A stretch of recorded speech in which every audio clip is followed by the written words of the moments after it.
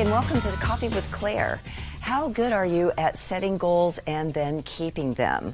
A lot of us, especially at this time of year, we're looking at where we were this year as well as where we want to go for the next year. And so today I'm going to share with you a formula that makes it a little easier for you to set goals that you can actually achieve. And this is called the SMART formula. So S stands for specific, M is measurable, A is attainable, R is recordable, and T is time sensitive. So let me give you an example of what a goal might be, and then we'll take a look at it from the SMART standpoint. So maybe a goal is that you want to lose 15 pounds, okay?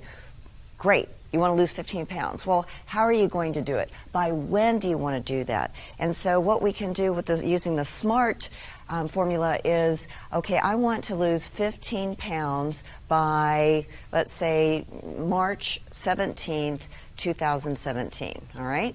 Then you want to add a little bit more to it. How are you going to get there? I'm going to limit my caloric intake to 2,000 calories a day, and I'm going to go to the gym 3 times a week. All right, so those are all time-driven. They're measurable. They are attainable because we're looking at a little bit of a longer range for the goal.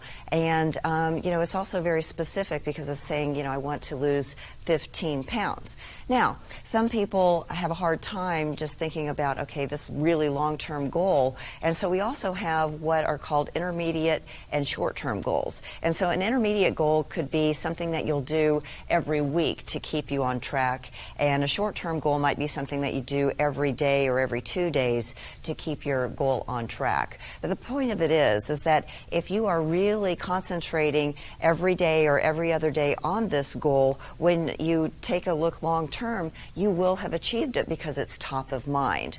So your homework for this week is to sit down and write out a few long-term goals and then break it into intermediate and short-term goals. Share your goals with us on coffeewithclaire.tv on our Cool Beans blog site and let us know how it goes. As you know, every show we have entrepreneurs, people who give back to the community, and people who like to have fun. And I'm so excited to have our returning guest of Shelby Carino here. Welcome, Shelby. With a new last name. Yes. I got married. Yes, she did. Things happen fast in Shelby's world. Hashtag got married. I don't even know what the hashtag means. Somebody will start following you and you'll get a stalker or something. I don't even know what that's going to be. That's okay. I have several of course stalkers. You do. Of course you do. I do. So, Shelby, last time you were here, we talked a little bit about holiday anxiety and how, people get really anxious and nervous around, holidays or special events and things like that. This time, I thought we might shift our focus a little bit into 2017 and kind of going into a new year.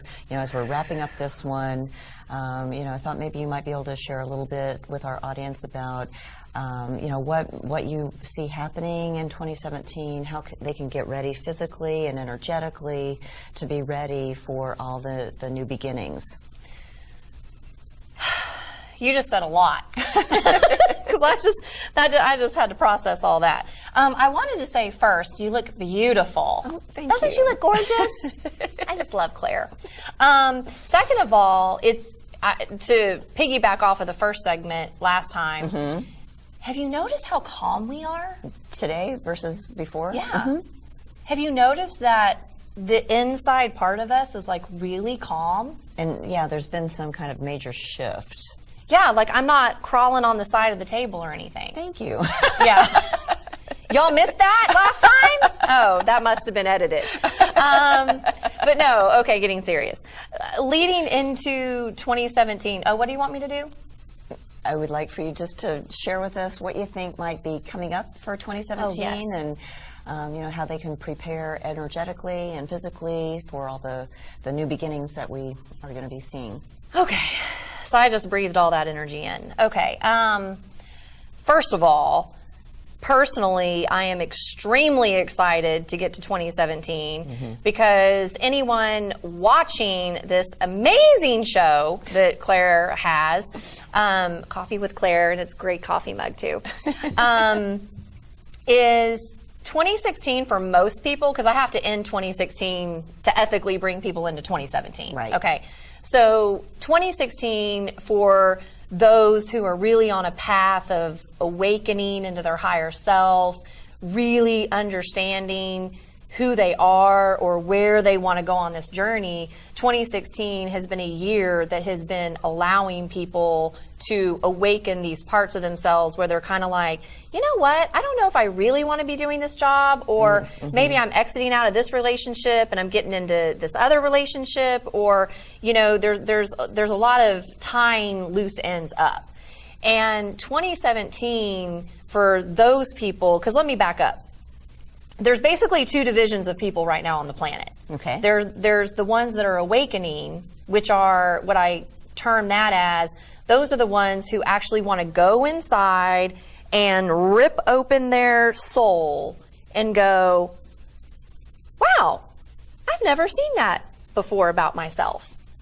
So actually, that is so ugly. Oh my God. And then you go hide under a rock for a minute, and then you go, oh, maybe I need to look at that because it's not going away. So it's that soul ripping that's happening, okay? The people who are strong enough to rip up their soul like that and put it in front of them and look at that, they're really going to go far. wow. Then you have the other people that are like, no, I don't want to look at anything. You're evil. You're the devil. Oh my gosh. No, I don't want you to shine any kind of light on me at all, you know, because I don't want to see anything. So there's and it's necessary to have both of those people on the planet because it balances the system. Okay. Because it'll make the people who are ripping up their souls move, because they'll feed off of that other energy that doesn't want to awaken, and they'll have to process all these people over here that aren't wanting to awaken. Okay. So that's kind of how it is. So there's really like two divisions of people right now doing this on planet. So for 2017, what's been showing up for me leading up to this segment with you is the only thing I kept hearing in my head is the bottom's going to drop out. Oh. So, and what I mean by, you know, the bottom is going to drop out, a lot of people will take that and go, oh my gosh, I'm so scared, the bottom's going to drop out. And it's like, maybe you want the bottom to drop out because maybe you're looking for a new home or a new car or a new, you know, movement in your career, and the old bottom of energy that you've been sitting in can't get you to the new endeavor that you want to go to. So maybe you've got to let that go so the new can show up. So whatever the bottom dropping out means for people will either move you more into what you want, or it'll take you deeper into really what you don't want, but that's what you're asking for. So that's pretty much what 2017 is going to be about. So when you say it's going to be a very good year for me with business. Well, good. Here, let me help you with that bottom dropping out. Cheers. Yeah. You know, I don't know. I didn't even drink anything, but I wanted it to look like I was drinking something. Okay. Don't drink the Kool-Aid, but drink the Kool-Aid. You'll be happier if you did. Well, you know, as people are getting to know you and understanding what you do, there might be some people that are seeing you for the first time. So let's review a little bit about who you are and what you do and how you kind of come to these ideas and messages that you share. Am I allowed to say one cuss word that's not really bad? Yes, you have my permission. Apparently, I really pissed some people off. Okay? And I had to use that word because I saw it in my head. So I had to honor what I saw in my head. Okay. Because it was interesting. Social media is like a great way to practice the art of really what you represent. And because you'll be able to find out about a lot of people and what they think about you and whatnot. And so I don't even remember what your question was, but this is the story that's coming up. Okay. Because what was your question? I'm channeling, Claire. It's okay. It's not a normal interview. What'd you ask? I might be done with that energy. there something else? What's on the paper? There's nothing on Oh, the paper, okay, good. actually. I see words. Yeah, but that's not Percolator? yours. I'm going to perk. Next. Oh, okay. Oh, good. I don't remember what you asked me. So, we cleared that one. You're welcome. That's $150. Okay, moving on. So, can you give the audience just a little bit of background of who you are and, you know, what gifts you have and a little bit about how you get the information that you get? That's where I was going with that. Sure. Okay, so the long and the short of It's my job to clarify. I love Clara because she's so much clarity for me. Because when you run the energies, you got to have somebody help you remember what you're doing. Okay. Well, basically, who and what I am, the label is psychic medium. However, to me, that's kind of an insult because I'm more than that now. Because I run psychic energies and I have the ability to do mediumship. However, I've grown my own energy system so much that I can do more than just going, oh, look, you're going to get a car tomorrow. So what I was speaking with one of your great people, yeah, maybe. But what I was sharing with someone on your staff here before we came on is I work in the unconscious part of a person's mind to see what their belief systems are doing. And then I see how it matches up in the energy part of the brain, because energy is a brain.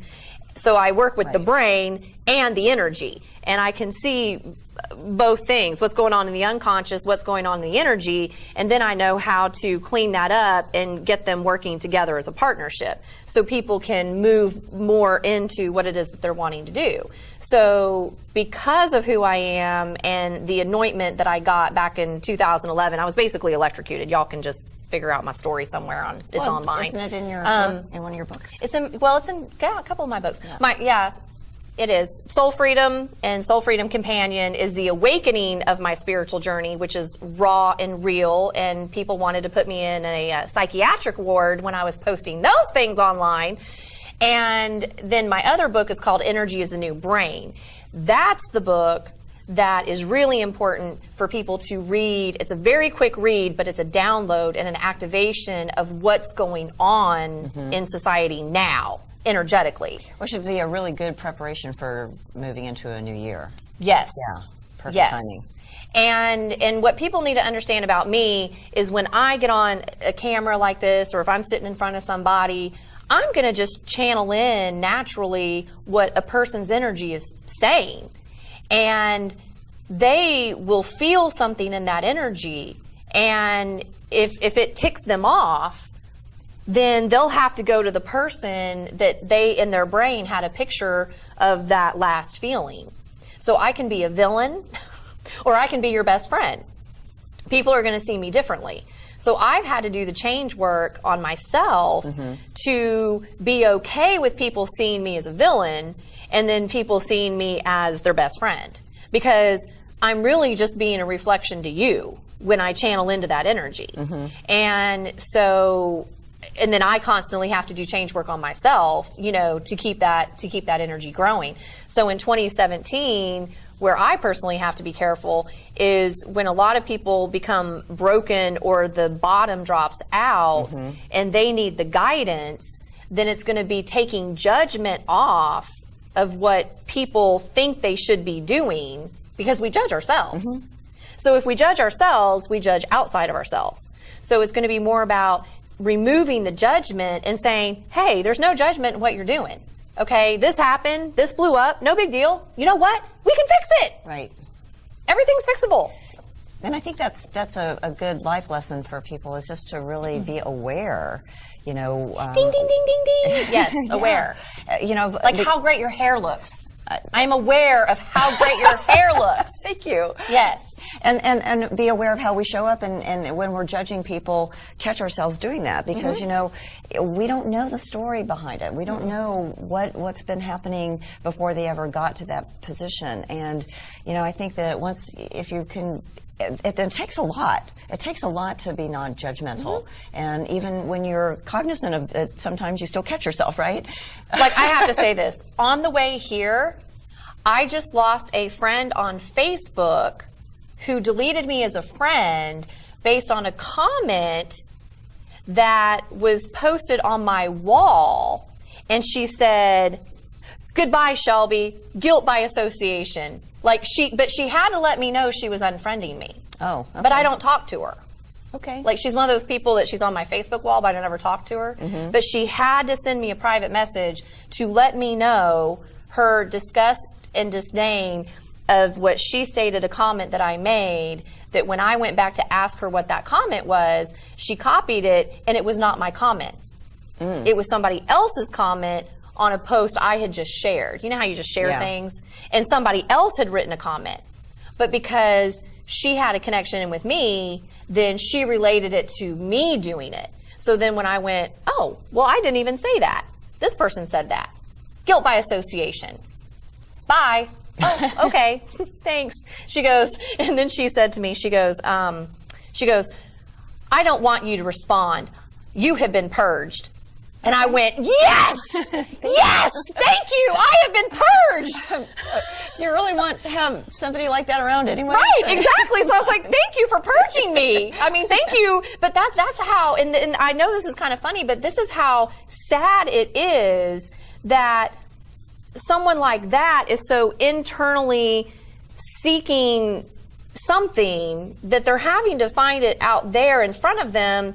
But she's seeing it through me, but it's not me, it's really her. But she's saying the words back to me that I need to hear.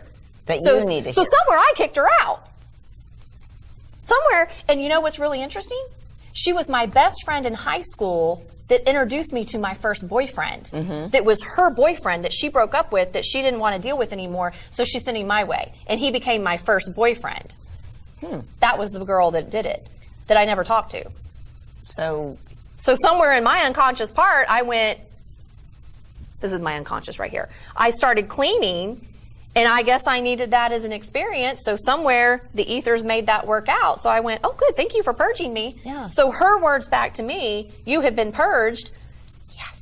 That's a metaphor for me inside. Wow, I've purged something. Because this person out here just said it. So what I sent back to her was, thank you for all your judgments. No. It's an exchange. You have been purged. Thank you. Thank you for your judgment. Because it purged me. So that's how you have to look at the awareness. You know, when people say things, are they really saying something about you, or are they saying something to themselves? When they say something, is there an exchange? Is there not an exchange? Sometimes you don't need to have an exchange. Right. So it's I teach that.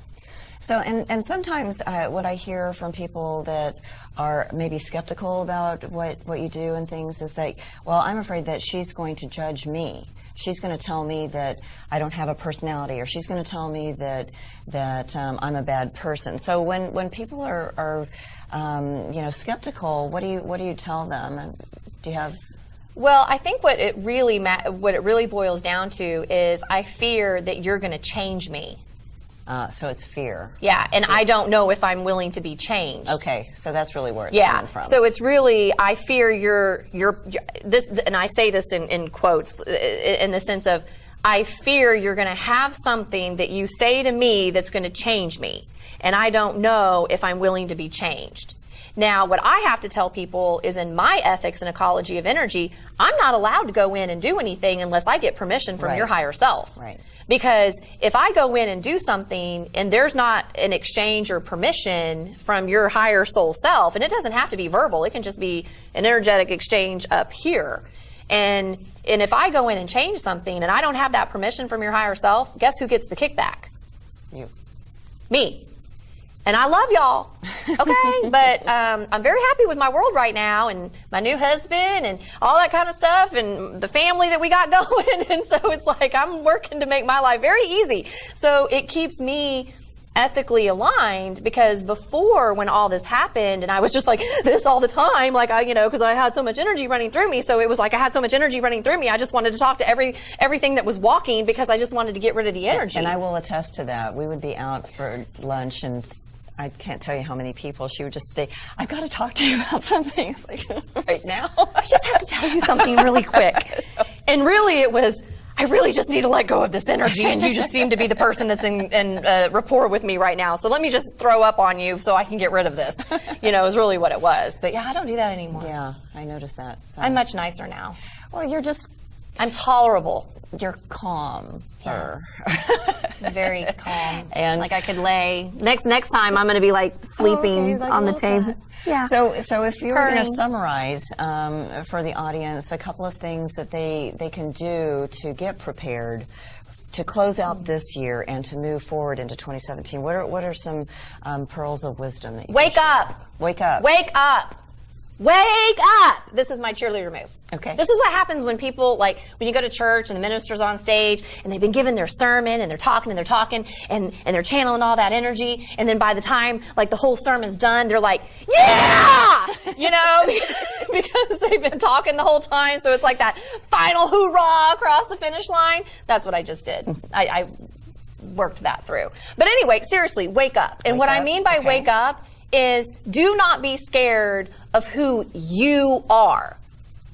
And that's the thing, is we're so worried, and I'm going to talk straight to the camera for some reason. I have to talk straight to the camera. But we're so concerned about what everybody else is doing, and we put so much emphasis on what everybody else is doing outside of us that we forget to look inside and go, wait a minute, I'm a great person inside somewhere.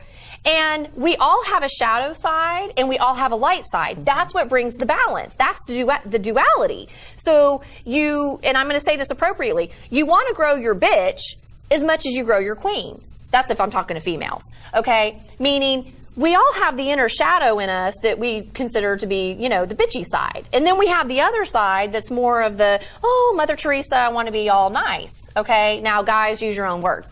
However, we have to be able to embrace both sides. And we have to be able to go inside to see which each side is doing and then purge and clean out both of those sides. And then when those sides are cleaned up, then you bring that together in harmony. You've got a perfectly balanced inside part of you, which gives you more clarity, which gives you more confidence. It gives you more internal power, and it helps you attract in what you really want because you finally know who you are. And so that's why I tell people, blow your world up. Do it ethically, I'll help you, but blow it up and then put the pieces back together. So be authentic. Yes. Make sure that we are clear with who we are and how we're showing up.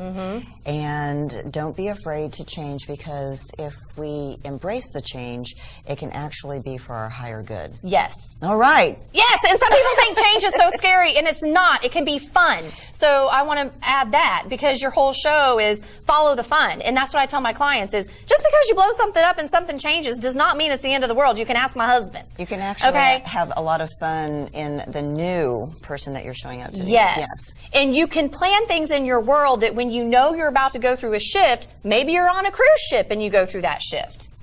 Maybe you're over here at a sporting event. Would that be a ship shift? Oh, you did it. Hold on, let me do a laugh. Because that was so authentic. That was so authentic right there. Was that your improv? Was that your improv coming in? Of course. A ship shift. I'm not even going to say that 7 times fast. Well, Shelby, it's always a pleasure. Shape shifter? Yes, you could be a shifter. Shifter. The next show, we're going to do a play on shizzes. Okay. All right. So, well, Shelby, thank you so much. Yeah, it's this is going off fun. track somewhere. This isn't working anymore, Claire. We're done. Let me shut up so you can close it out. Thank you for being here. Let me have a drink of what I forgot to put in my coffee mug. Just say thank you, Claire. Thank you. Thank you. The glass is empty.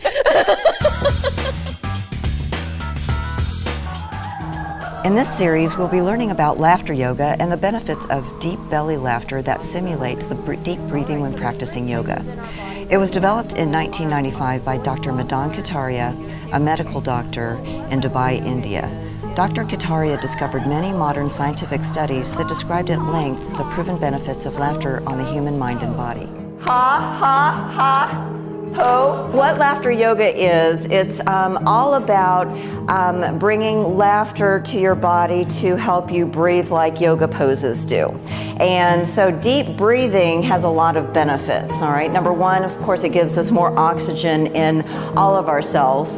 Number two, it releases endorphins. Does everyone know what endorphins are?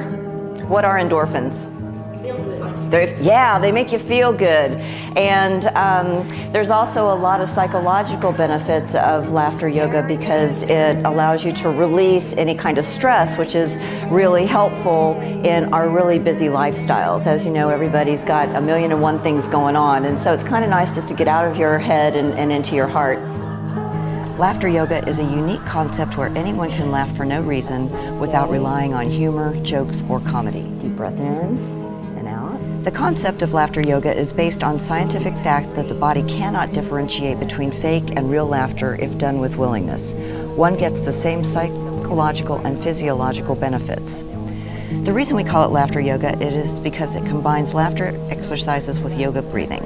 This brings more oxygen to the body and the brain, which makes you feel more energized and healthy.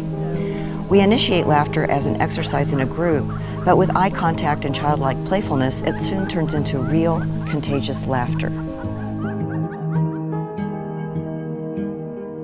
So as you know, in the percolator section, we are talking about laughter yoga this week, and so I have some assistants to help, and so this is Justice. Say hi.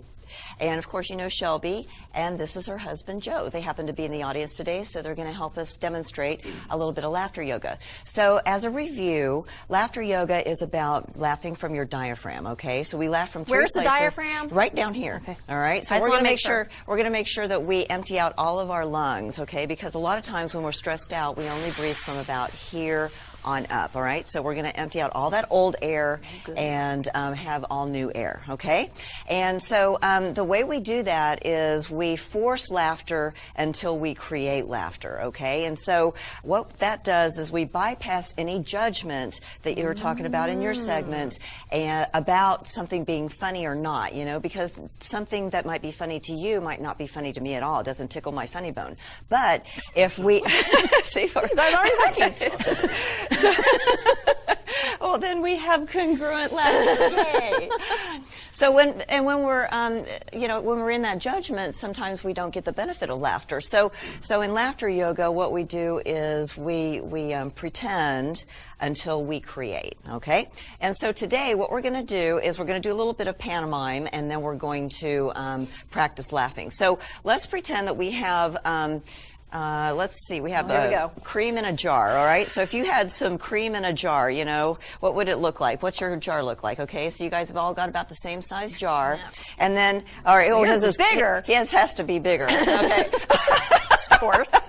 And then if it had a lid on it, how would you take the lid off? What would that look like? Okay, so you guys are going to unscrew the lid. Oh, he's popping his off, all right? And we're not going to hold on to our lid, so let's just set it down on the counter or throw it on the ground, whatever. Your house must be a mess. What our family does. Let the dogs lick it up. Well, they're going to have some creamy insides then, aren't they? That's right. Nice and subtle. That's all right. right. So now we're gonna put a little bit of the cream on our hand. All right. So dip it out, however that looks like. Okay. Now Joe's cream is a little bit more empty than the rest of ours because he had to dig really deep for his. Right, so he's just about out. He needs another jar, so put that on the list. And the rest of us, we kind of just opened our jar, so we had a little bit. Now what we're going to do is we are going to put the cream on our face, all right? But when we put the cream on our face, instead of going, oh my gosh, that feels so good, we are going to laugh hysterically, okay? All right, so do you guys need to practice laughing? Do you remember how to laugh? Babe, do you remember how to laugh? I'm just thinking which one I want to use. Well, we're going to use diaphragm laugh. So it's all right. So we he. That would be up. That would be Well, this would be he. That's okay. We'll wipe it off later. All right. So we laugh from here. We laugh from here. Or we laugh from here. But we really want to laugh from here this time. Okay. So if we laugh from here, what does that sound like? And if you laugh from here, it sounds like, and if you laugh from here, it sounds like, all right? So you want to make sure that however you laugh, you're pushing all of that air out. You got it? All right. So we're going to scoop out our cream. We're going to put it on our face, and instead of going, oh my gosh, that feels so good, we're going to laugh hysterically. All right? 1, 2, 3.